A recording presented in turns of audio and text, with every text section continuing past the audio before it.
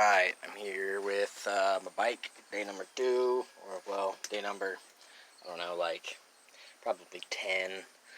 I got the stuff for the gas tank, put a coat of that on, put actually like 10 or 15 coats on. It says to put it on the inside, but it was just a tiny leak on the outside, and since the paint was already ruined, I went ahead and did it on the outside. I'm going to have to sand that, going to have to paint that, no big deal. Today I ran into a lot of issues with the air. There's no air that gets inside of this gas tank, and I filled the gas tank up too much. So as I'm driving down the road, all that suction that's created inside of here, this vacuum that gets created makes it so it can't draw out any air, or so it can't draw out any fuel. It stalls out and it dies. I gotta unscrew the gas cap, twist the gas cap back on. Eventually I just kind of left it hanging off there, and as I drove it actually kind of screwed itself back on, so it didn't ever fall off. But you gotta kind of either figure out a way to relieve this pressure. So if you were to take a Dremel tool and cut a little notch in that, and all you need is a hole the size of a pinhead. You know, air travels through the tiniest of places. And then you got this gasket down here. So if you're sealing down tight on that gasket, which does seem to kind of seal pretty tight on that gasket, you could once again, if you got a Dremel tool, sorry, smoking a cigarette, if you got a Dremel tool, you could kind of take just a little chunk out of that air gasket, and then you could try to line the cap hole to the opposite end of the gasket. That way if any gas does happen to fall in, it's trapped in between the gasket the best it can be. One problem I have is that, as you notice, the gas over here that got on this, and keep in mind that that was saturated for anywhere from 3 to 5 days, but the paint did flake away. So if you get a lot of gas up here and you don't wipe that all off, or you constantly have gas spilling out of this cap up onto this tank, the paint is going to flake away. So that's something to keep in mind if you do try to do something to alleviate this issue with the suction. And all in all, it should help you get a little bit better fuel flow, because any kind of back pressure is going to create some resistance on that pull-in. Secondly, this is loose. This gooseneck shakes around just a little bit. That's something that I assume there's a way to fix this. I'm not 100% familiar with this style. Normally I see nuts here, there'll be nuts here, there'll be nuts here. I haven't figured out exactly, probably take this bolt out. But I gotta figure out how to tighten that gooseneck up before I ride this around for 6 months to a year. A few days won't hurt anything. This is something that I'm having trouble with here. This crank arm. I've tightened it back on, but it's not quite right. Whatever they've done to shape these crank arms, and I don't know if this is with everybody's crank arms or if this is just my particular crank arm, but the inside of this isn't right. So this isn't seating on this bar like it should be. If you check the side that has the sprocket on it, you've come to find out that it's actually sitting a lot closer to where this flare comes out, and it's not just the 1/8 of an inch for the sprocket. I've accounted for that, and this just isn't seated tight. What happens is, ultimately, you start pedaling this thing, this being loose, it starts to wiggle, this screw starts to loosen up, and then this gets even worse. Most likely, mine was kind of messed up out of the box, and I thought it was my pedals. I kept thinking that the pedals were threaded wrong. Come to find out that it wasn't the pedals being threaded wrong, it was this being threaded wrong. You pull this out, and the metal's flared out on 2 sides, but not on 4 sides. So, I mean, you can tell that most likely what happened is they weren't quite fitting right, they were a little too tight, Took the impact gun, sucked it in there, flared that metal out for me. So now I might be able to take a file to it. There's a couple ways I can think of fixing it. I still think that they should probably fix it. But, I mean, it seems like there's a lot of people that are complaining about a few things on these things, so I guess we'll see if they do it or not. This washer doesn't even really seem to sit flat. If you push this all the way and give it equal pressure, you got tightness up here, while you have a little bit of gappage down here, so you can tell that it's not square just based on how this washer sits. But hey, one more complication. See, these bikes aren't meant to be perfect, but I think that some people might disagree that a Huffy from Walmart has a lot of these characteristics, and my sister actually rubbed it in my face as we went and paid for her $200 Huffy about how her bike worked and mine didn't, and all the things her bike had that mine didn't, and I couldn't disagree. For $200, I mean, you're pretty much looking at a frame built by the Chinese that's a hell of a lot better. But enough bitching about things.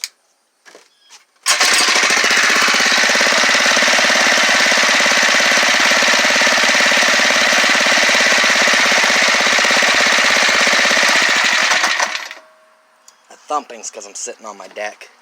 But as you hear, not a squeal, no resistance. That clutch, I've been riding on that thing for about 2 days. That is the new clutch that they have from the company. Since my engine got dropped by FedEx, at least I hope to God it was FedEx, because if they sent that out to me that way, that would be really shitty manufacturing skills. But, like I had told them, my engine had to have dropped that way and bent that clutch drum. And, there was paint and abrasion on the clutch, so I'm still pretty sure that that is what happened. But they sent me a new clutch. And the clutch, like I had said in my forums of my previous video, was actually 1/8 of an inch shorter. And so the clutch sat on there, and it has just a little bit of play. And that's how those clutches should be. And now it seems almost like it's working. I can pedal it. I still get a little bit of scuffing, but I still assume that after maybe a couple weeks of riding it, that clutch will be 100% wore in. And at that point, this thing will be a pretty sweet machine. Still going to have to do some painting on it. A few things just to touch it up. But, yeah. Main thing, clutch is fixed. Crank arms. You might want to check out your crank arms. I don't know if they're going to be sending me out crank arms. It's one of those things that I had mentioned when I first opened up the product, was that the pedals were crooked. And now I'm kind of understanding how and why the pedals are crooked.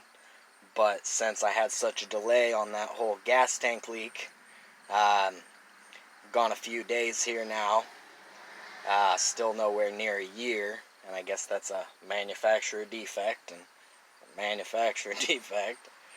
But other than that, I've adjusted my brakes. Brakes are doing good.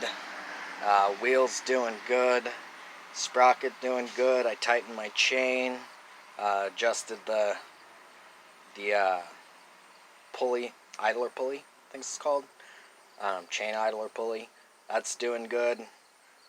See a little rust there. I took my bike out in the rain today. Did pretty good in the rain.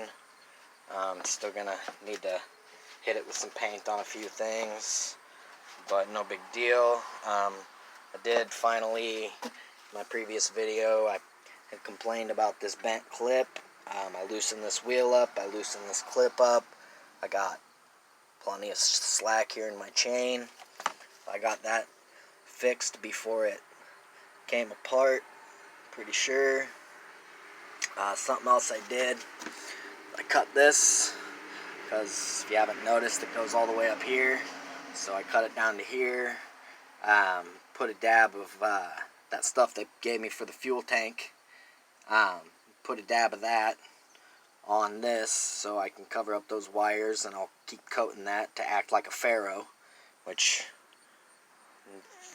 that's a ferro, but just because I have the stuff on hand. And then I'll make sure to bend this kind of out of the way so that way it doesn't bother me, and then yeah, that'll be good to go. Another suggestion for them, which in time I expect that the company watches pretty much all these videos, so I would hope that they pay attention to all these little details and end up being the best, because the best would be nice. This right here needs to be flat while you ride. It sticks out when you pedal. When you're trying to pedal your bike, you constantly hit this, it constantly hits your leg, it gets really fucking annoying. Pardon my French. So they need to find a way to seat this so that this is actually kind of laid back up against the engine, and then that way when you pull it, you can pull it out, but when it sits, it needs to sit nice, flat, tight. Maybe, plastic housing here, angled coupler here, flatten this out properly or angle this properly so I can get that to stay put that way. But other than that, I tried one of them online filters. I had a bit of problems. The fuel line was too long. I kept getting air in it. It wasn't working out for me. So I ended up having to cut that damn thing off, and it really kind of sucks because I was enjoying the idea of having a little bit of extra fuel filter. And I'm really not smart enough to know if I just didn't do it right, or if those fuel filters are just too complicated with the lack of suction, or what, but it just kept filling up with air, and I kept trying to get the line to bleed, and I kept trying to drain the lines. No luck, so eventually I just kind of gave up and had to pull it off of there. If anybody has any advice on how to properly install those, I still have one, so I'm open to suggestions about how to get that done. I still haven't twerked my throttle any, just in case you don't happen to see the other guy's video. That thing right there, okay, it's got that stopper, and you can actually file this stopper down, and you can file it down just a little bit, so that way you only get like an extra 5 miles per hour out of it. And then this screw right here is your idle adjustment screw. And something that I've noticed with this thing, and it's kind of entertaining, is that while I'm riding, I said this on my previous video, I can reach down here and I can twist this up to high idle, and I can almost make a cruise control out of this thing.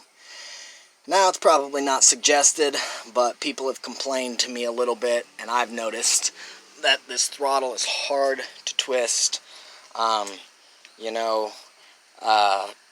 don't know if they could do anything about that. It'd be really cool if in the future with these bikes, once all these things have been perfected, to see a little pin or something right here, and maybe something hard metal coupling here, maybe a little bit of metal right here, and then this right here to be rubber, and so that way I could actually adjust my throttle and then push a pin in there to be able to hold it in place, and then be able to pop the pin out with my finger right here. So as I'm cruising down the road, I can get myself a nice little cruise control, half throttle, or maybe this direction, half throttle, stick my pin in, good to go, up, pop pin out, easy peasy, Japanesey.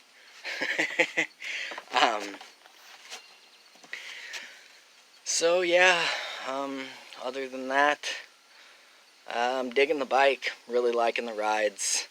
I need to get it to go a little faster. But not really anything else I can think of as of right now. Definitely expect that as these little improvements keep getting made, such as the clutch that seems to be redesigned, the pedals getting fixed, so that was a slap in the face today as I tried riding it. and a little bit of rust proofing.